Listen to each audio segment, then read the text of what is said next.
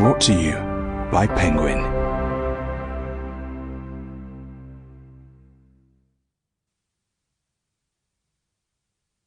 The Locked Ward, Memoirs of a Psychiatric Orderly, written and read by Dennis O'Donnell.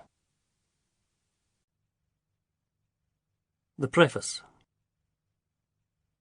Some years ago I was working in a geriatrics ward in a Scottish hospital when I was headhunted by the charge nurse of the Intensive Psychiatric Care Unit, a man who had known me for some time. A previous staff member had proved unsatisfactory. A replacement was necessary, and the charge nurse had requested that I be transferred to him. "I don't know if I'm the man you want," I told him. "I can't fight." "I don't need fighters," he replied. "I need people who can listen." That conversation revealed much about my ignorance and suspicion, not to mention fear, of the ward. I was to learn very quickly that while some degree of restraint is occasionally required in such a unit, the ability to share a fellow human being's burden is far more important. But it made me think. If I was so naive and misinformed, I who worked in psychiatry, how much more so would the general public be? Which is why, now that I have left the service, I've written this memoir.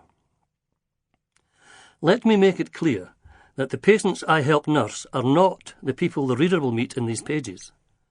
Names, ages, nationalities, even the genders of patients and staff have been changed to ensure complete confidentiality.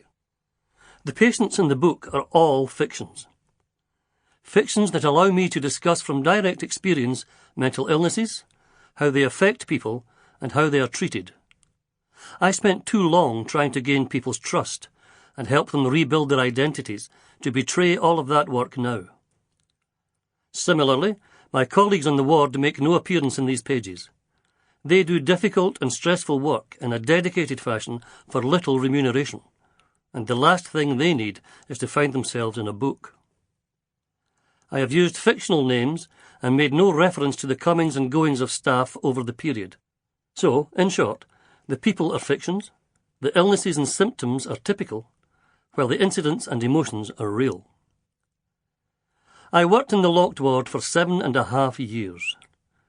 The job I feared turned out to be life-enhancing, heartwarming, heartbreaking, sometimes grim, occasionally terrifying, and often funny. Funny? Yes, extremely so at times. But my purpose in writing is not to poke fun at anyone, nor to encourage any view of psychiatric illness as a 19th century freak show. Some of these people were the smartest I ever came across. I have written the memoir for several reasons. First, it was by far the most interesting job I ever had, and I believe others will find it interesting. Second, without being a psychiatric textbook, I hope it will inform people about the nature of serious mental illness and how it is treated. I hope it will correct misconceptions and show that people with serious mental illness can say or do funny things, sad things, or bad things. Be brave, resolute, irritating, selfish, generous, kind, cruel or petty, just like everybody else.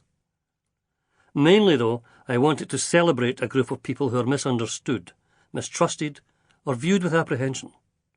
The patients. Because patients are not just people like you and me, they are you and me. You and me and the guy next door, and the girl you went out with, and your brother and sister, and mother and father, and son and daughter, just people who happen, sometimes once in their lives, sometimes on a chronic basis, to contract a psychiatric illness. It's been estimated that 1/3 of us will meet the criteria for a major psychiatric illness at some point in our lives. All of us know stress, anxiety, and hopelessness. The fears and concerns, hopes and despairs experienced by patients are experienced by the rest of us. Sometimes it's just a question of degree.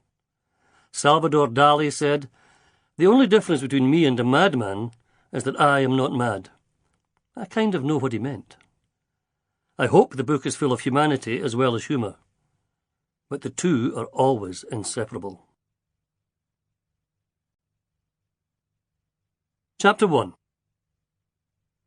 I called them loonies as a child, but then everyone did. Loonies were the... Sample complete. Ready to continue?